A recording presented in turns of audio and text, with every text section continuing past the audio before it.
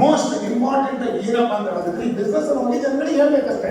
ಈ ಬಿಸ್ನೆಸ್ ಹೋಗಿ ಜನಗಳಿಗೆ ಹೇಳ್ತಾ ಇರ್ಬೇಕು. ಹೇಳೋದಷ್ಟೇ ಈ ಬಿಸ್ನೆಸ್ ನ ಕೆಲಸ.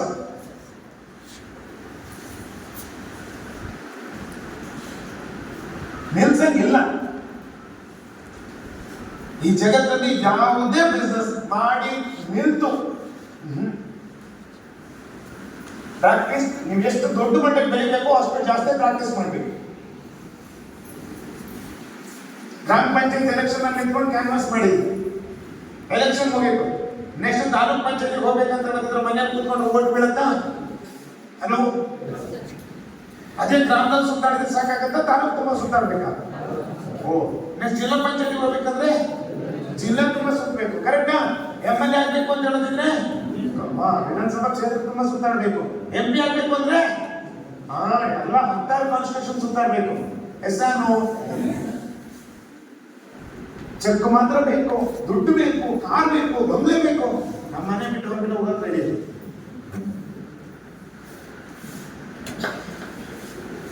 ಇಷ್ಟು ಸುಲಭವಾಗಿ ದುಡಿಯುವಂತ ಬೇರೆ ದಾರಿ ಯಾವ್ದಾದ್ರು ಇದೆಯಾ? ಅದನ್ನ ನಾನು ಹೇಳಿ, ಯಾವ್ದಾದ್ರು ಇದೆಯಾ? ಚಾನ್ಸ್ ಇಲ್ಲ. ಈ ಬಿಸ್ನೆಸ್ ಅಲ್ಲಿ ಒಂದು ಟ್ರೈ ಮಾಡಬಹುದು. ಹೋಗಿ 10 ಜನ ಕೇಳ್ಬೋದು. ಕಳ್ಕೊಳ್ಳುವಂಥದ್ದು ಏನಿಲ್ಲ. ಕಳ್ಕೊಳ್ಳೋದು ಒಂದು ದಿನದ ಮಾತು ಅಷ್ಟೇ. Hello sir, Modi care sir, ಬರ್ತೀನಿ sir, no problem, no yes sir, no. 10ರಲ್ಲಿ ಒಬ್ಬ ಎಸ್ ಅಂತ ಹೇಳಿದ್ರು ಗೊತ್ತಿಲ್ಲ.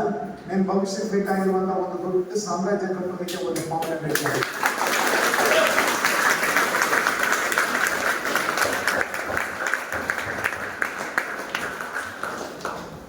ನನಗೆ ಅಲ್ಟ್ರಾ ಪಾಸಿಟಿವ್. ಆಲ್ವೇಸ್ ನನ್ನ ಲೈಫ್ ಅನಿಸ್ತದೆ, ನಾನು ಶ್ರಮ ಪಡೋಕ್ಕೆ ರೆಡಿ ಇದ್ರೆ ದೇವ್ರು ಯಾವತ್ತೂ ನಮ್ಮ ಕೈ ಬಿಡೋಕ್ಕೆ ಸಾಧ್ಯತೆ ಇಲ್ಲ.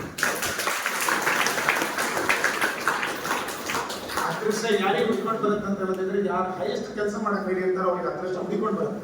ಎಲ್ಲ ಗ್ರಹಗತಿಗಳು ಕೂಡುತ್ತೆ. ನಾನು ಎಷ್ಟೋ ಜನರು ನೋಡ್ತೀನಿ ಮನೆ ಕೂತ್ಕೊಂಡು ಇವ್ರು ಮಾಡಬೇಕಾಗಿರೋದು ಮಾಡಬಾರ್ದಂತೆಲ್ಲ ಮಾಡ್ಕೊಂಡು ಚಾನ್ಸೇ ಇಲ್ಲ. 18 ವರ್ಷದಿಂದ ಮೊನ್ನೆ ಮೋದಿ ಕೇಂದ್ರದಲ್ಲಿ ನನ್ನ ಬ್ರ್ಯಾಂಡ್ ಏನು, ನಿಮ್ಮ ಬ್ರ್ಯಾಂಡ್ ವ್ಯಾಲ್ಯೂ ಅಂತ ಏನಂತ ಕೇಳಿದ್ರು ಮೊನ್ನೆ ವರ್ಷದಲ್ಲಿ. ನಾನು ಹೇಳಿದ್ದೀನಿ ನನ್ನ ಬ್ರ್ಯಾಂಡ್ ವ್ಯಾಲ್ಯೂ ಏನು ಮಾಡಿದ್ರೆ ಪರಿಶ್ರಮ. ನಾನು ಕಷ್ಟಪಟ್ಟು ಮೋದಿ ಕೇಳೋ ದುಡ್ಡು ಸಿಗುತ್ತೆ, ಅದೇ ಬ್ರ್ಯಾಂಡ್ ವ್ಯಾಲ್ಯೂ. ನೀವು ಯಾವುದೇ ಬಿಸ್ನೆಸ್ ಆದ್ರೂ ನಿಮ್ಮ ಬ್ರ್ಯಾಂಡ್ ವ್ಯಾಲ್ಯೂ ನಿಮ್ಮ ಕಷ್ಟ ಅಷ್ಟೇ. ನೀವು ಪಟ್ಟಂತ ಪರಿಶ್ರಮಕ್ಕೆ ನೀವು 100% ರಿಟರ್ನ್ಸ್ ಅಂತ ಕಟ್ಟಿಟ್ಟಂತ ಬುದ್ಧಿ ಎಸ್ಸಾನು ಅಷ್ಟೇ ನಿಮ್ಮ ಬ್ರ್ಯಾಂಡ್ ವ್ಯಾಲ್ಯೂ. ನಿಮ್ಮ ಕಷ್ಟ, ನಿಮ್ಮ ಹಾರ್ಡ್ ವರ್ಕ್. ಏನ್ ತಂದಿದ್ದೀವಿ ನಾನು ಈ ಬಿಸ್ನೆಸ್ಗೆ? ಬಂಡವಾಳ ಹಾಕಿದೀವ ಏನಾದ್ರು? ನಮ್ಮ ಎಜುಕೇಶನ್ ಹಾಕಿದೀವ? ನಮ್ಮ ಜಾತಿ ಸರ್ಟಿಫಿಕೇಟ್ ಕೇಳಿದಾರ? ನಮ್ಮ ರಿಫರೆನ್ಸ್ ಕೇಳಿದಾರ? ಈ ಬಿಸ್ನೆಸ್ ಅಲ್ಲಿ ಏನಿಲ್ಲ. ಈ ಬಿಸ್ನೆಸ್ ಓನ್ಲಿ ವರ್ಕ್ ಆಗುತ್ತೆ ನಿಮ್ಮ ಆಕ್ಷನ್ ಇಂದ, ಹಾರ್ಡ್ ವರ್ಕ್ ಇಂದ. ಮತ್ತೆ ಯಾವುದ್ರಲ್ಲೂ ಈ ಬಿಸ್ನೆಸ್ ವರ್ಕ್ ಮಾಡಕ್ ಸಾಧ್ಯ. ಯಾರನ್ನ ಇಲ್ಲಿ ಸೆಕೆಂಡ್ ಜನ ಲೀಡರ್ಸ್ 6 3 ತಿಂಗಳು 9 ತಿಂಗಳು 1 ವರ್ಷ 2 ವರ್ಷ ಕೆಲಸ ಮಾಡ್ಬಿಟ್ಟು ಎಂತೆಂತ ಅಚೀವ್ಮೆಂಟ್ ಮಾಡಿದ್ರು ಅಂತ. ಅವ್ರು ಇಡೀ ಜೀವನಾವಧಿಗೆ ಮಾಡಕ್ ಆಗಿರುವಂತದ್ದು 3-6 ವರ್ಷದಲ್ಲಿ ಮಾಡ್ಬಿಟ್ಟಿದ್ದಾರೆ.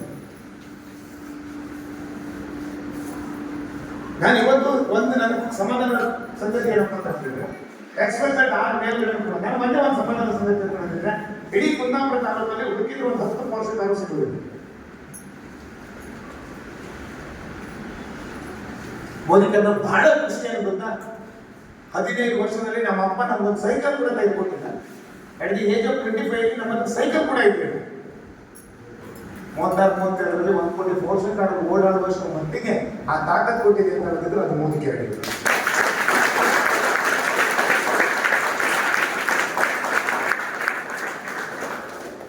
ಬಿಸ್ನೆಸ್ ಮಾಡಿದವರಿದ್ದಾರೆ, ನಮ್ಮ ಫ್ಯಾಮಿಲಿಯಲ್ಲಿ ಇದ್ದಾರೆ, ಎಲ್ಲರೂ ಇದ್ದಾರೆ. ಯಾರು ಬೇರೆ ಆಗಲ್ಲ ದೋಸ್ತಿಗಳು. ನಾನು ಇದು ತುಂಬಾ ಗುಡ್ ಕೆಲಸ ಮಾಡ್ತಾ ಇದ್ದೀನಿ. ಅದಕ್ಕೆ ಯಾಕೆ ತುಂಬಾ ಖುಷಿ ಕೊಡುತ್ತೆ ಅಂತ ಹೇಳಿದ್ರೆ, ಒಂದು ಕ್ರೂಸ್ ಟ್ರಿಪ್, ನಾಳೆ ಒಂದು ಶ್ರೀಲಂಕಾ ಟ್ರಿಪ್ಪಿಗೆ ತುಂಬಾ ಜನ ಹೊರಟು ನಿಂತಿದ್ದೀರ. ದುಬೈಗೆ ಹೋಗ್ಬೇಕು ನಿಂತಿದ್ದೀರ. ಯಾರೇ ವರ್ಷಕ್ಕೆ 1-2 ಟ್ರಿಪ್ ಅನ್ನ ಎಂಜಾಯ್ ಮಾಡ್ಕೊಂಡು ಬರ್ತಾರೆ. ಎಷ್ಟು ಕೋಟಿಗಿದ್ದವರು ಆರಾಮಾಗಿ, ಯಾರು ₹1 ಖರ್ಚಿಲ್ಲ. ಹೋಗು ಸಾಲ ಕುಡಿ ಕುಡಿ ಕುಡಿ ಕುಡಿ ಕುಡಿ ₹1 ಖರ್ಚಿಲ್ಲ. ಏನ್ ಬೇಕಾದ್ರೂ ತಿನ್ನು, ಬೆಳಿಗ್ಗೆ ಎದ್ದೇಳು, ರಾತ್ರಿ ಎಷ್ಟೊತ್ತು ಬೇಕಾದ್ರೂ ಏನು, ಎಲ್ಲೂ ಹೋದ್ರು 4 ದಿಕ್ಕಲ್ಲಿ ಮ್ಯೂಸಿಕ್ ಹಾಕಿಟ್ಟಿರ್ತಾರೆ. ಎಲ್ಲಿ ಮೂಡ್ ಬಂದಾಗೆಲ್ಲ ಕುಡಿಬಹುದು. ಬಹಳ ಹೋಲಿಕೆ ಸಂಜಾನೆ ಇಲ್ಲ. ಏನ್ ಸರ್, ನಾವು ಪರ್ಸನಲ್ ಆಗಿ ಒಂದು ಟ್ರಿಪ್ ಹೋದ್ರೆ ಜಸ್ಟ್ ಯೋಚನೆ ಮಾಡಿ, ಪರ್ಸನಲ್ ಆಗಿ ಒಂದು ದೇವಸ್ಥಾನ ಮಾಡಿ ಟ್ರಿಪ್ ಹೋಗ್ತೀರಾ, ಗಂಡ ಹೆಂಡತಿ ಒಂದೆರಡು ಕೈ ಕೈ ಕೈ ಕೈ ಕೈ ಕರೆಕ್ಟಾ?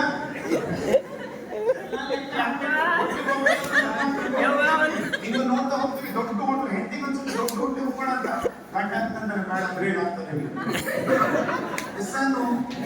ಒಂದು ರೂಮ್ ಚಾಯ್ಸ್ ಪ್ರತಿ ಒಂದ್ರಲ್ಲೂ ಕ್ಯಾಲ್ಕುಲೇಟ್ ಮಾಡ್ತೀವಿ. ಇಷ್ಟೆಲ್ಲ ಮಾಡ್ಕೊಂಡು ಹೋದ್ಮೇಲೆ ಮೇಡಮ್ ಒಂದು ನೆಮ್ಮದಿ ಇದೆಯಾ? ಇದು ಕೈ ಅನ್ನತ್ತೆ, ಇನ್ನೊಂದು ಕೈ ಅನ್ನತ್ತೆ, ಇನ್ನೊಂದು ಚೈ ಅನ್ನತ್ತೆ. 90% ಪೀಪಲ್ ನಮ್ಮ ಇಂಡಿಯಾದಲ್ಲಿ ದೇವಸ್ಥಾನಕ್ಕೆ ಫ್ಯಾಮಿಲಿ ಸಮೇತ ಕರ್ಕೊಂಡು ಹೋಗುದು ಅವ್ರ ಖುಷಿಗಲ್ಲ, ಮನೆಯವ್ರ ಕಾಟಕ್ಕೆ.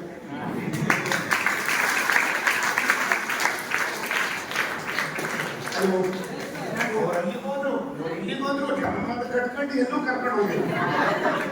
ಈ ಮಾತನ್ನು ಕೇಳಕ್ಕಾಗದೆ ಯಪ್ಪ ಇವಳ ದಾಟ ತಡೆಯಕ್ಕಾಗಲ್ಲ, ಒಂದ್ಸಲ ಎಲ್ಲಾದ್ರೂ ಹೋಗ್ಬರೋಣ.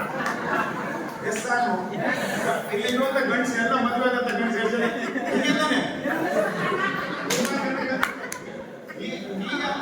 ಈಗ ಎಷ್ಟೋ ಜನ ಮನೆಯಲ್ಲಿ ಗಲಾಟೆ ಶುರುವಾಗಿದೆ.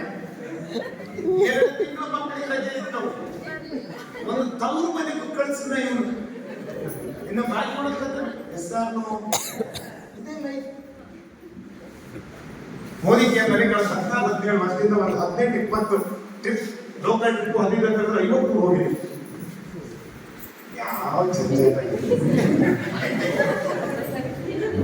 ಹೋಗು, ಫ್ಲೈಟ್ ಬಸ್ ಟ್ರೈನ್ ಹತ್ತು, ಕಂಪನಿ ಹೋಟೆಲ್ ಬುಕ್ ಮಾಡುತ್ತೆ, ರಗಡ ಬ್ಯಾಗ್ ತೆಗೆದು ಬೆಡ್ ಮೇಲೆ ಎಸಿ, ಫ್ರೆಂಡ್ ಜೊತೆ ಆರಾಮಾಗಿರು, ಎಲ್ಲಿ ಬೇಕಾದ್ರೆ ತಿರುಗಾಡು, ಎಂಜಾಯ್ ಮಾಡು, ಡ್ಯಾನ್ಸ್ ಮಾಡು, ಕುಡಿ ಹಾಡು. ಸ್ವಲ್ಪ ಹೆಚ್ಚು ಕಮ್ಮಿ ಆದ್ರೆ ಯಾರು 4 ಜನ ಹೋದವರಿಗೆ ತಗೊಂಡ್ಬಂದು ಮನಸ್ತಾರೆ ನಮ್ಮ ಜೊತೆ ಬಂದಿರ್ತಾರೆ.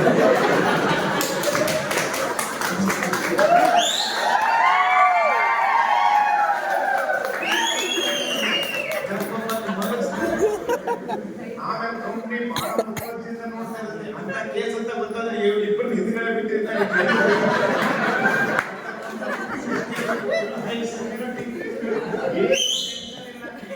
ನಮ್ಗಿಂತ ಜಾಸ್ತಿ ಕರ್ಕೊಂಡು ಹೋದವ್ರನ್ನ ವಾಪಸ್ ಕರ್ಕೊಂಡೇ ಬರ್ಲೇಬೇಕು ಅಂತ ಕಂಪ್ನಿ